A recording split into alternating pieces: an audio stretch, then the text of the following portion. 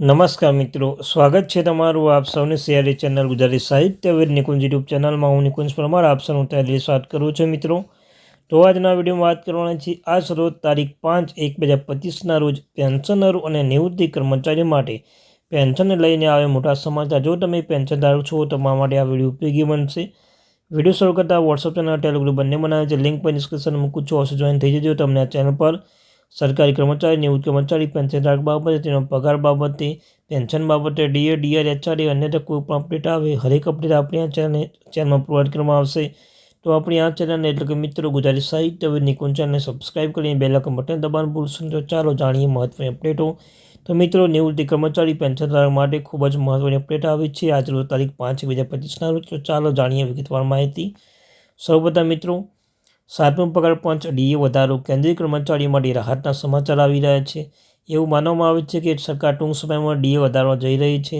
કેન્દ્ર સરકાર દ્વારા ડીએ સરકારી કર્મચારી માટે મોંઘવારી ભથ્થામાં વધારો એઆઈસીપીઆઈ ઇન્ડેક્સ ડેટા અનુસાર કરવામાં આવ્યો છે. તાજેતરમાં એઆઈસીપીઆઈ ડેટા જાહેર કરવામાં આવ્યો છે, જે મુજબ જાન્યુઆરીમાં કર્મચારીઓ ડીએમાં બમ્પર વધારો જોવા મળી રહ્યો છે. તો ચાલો જાણીએ વિગતવાર માહિતી. મોંઘવારી ભથ્થામાં વધારો. નવા વર્ષની શરૂઆત સાથે કેન્દ્રીય કર્મચારી માટે સારા સમાચાર આવ્યા છે.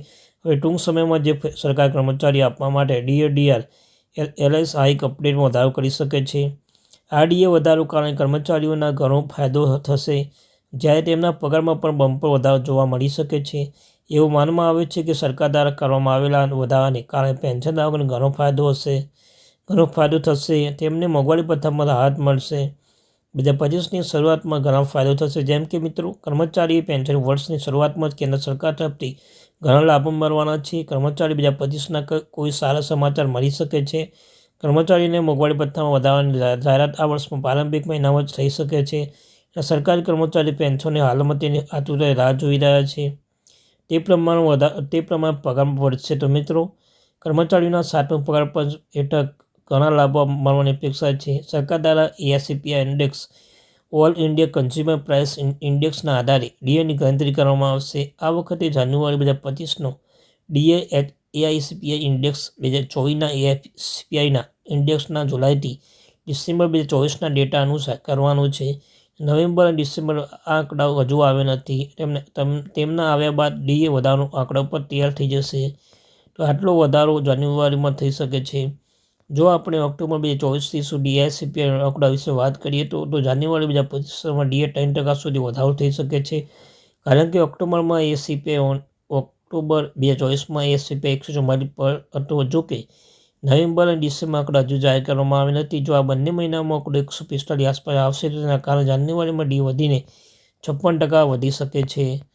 તો પગારમાં વધારો અપેક્ષિત છે. કેન્દ્રીય કર્મચારીઓના આ વખતે ડીએમાં બમ્પર વધારો જોવા મળી શકે છે.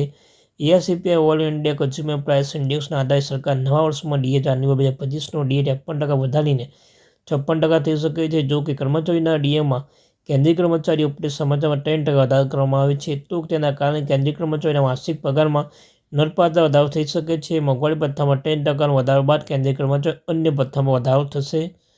જાણો ડીએ વધારો ક્યારે જાહેર થશે. તો 7મો પગાર પંચ હેઠળ ડીએ વર્ષમાં 2 વાર સંશોધિત કરવામાં આવશે. ડીએમાં પ્રથમ વધારો જાન્યુઆરી કરવામાં આવે છે, જ્યારે બીજો વધારો સરકારી કર્મચારી માટે પગાર ડીએ વધારો જુલાઈ કરવામાં આવે છે. આ સુધારો એઆઈસીપીઆઈ ઇન્ડેક્સની સરેરાશમાં આધાર નક્કી કરવામાં આવે છે. આ વખત જાન્યુઆરી 2025નું ડીએ રિવિઝન માત્ર જુલાઈથી ડિસેમ્બર 2024ના સુધી એઆઈસીપીઆઈ ડેટા આધારે કરવામાં આવશે. તો મિત્રો, આ હતી માહિતી. Thank you very much.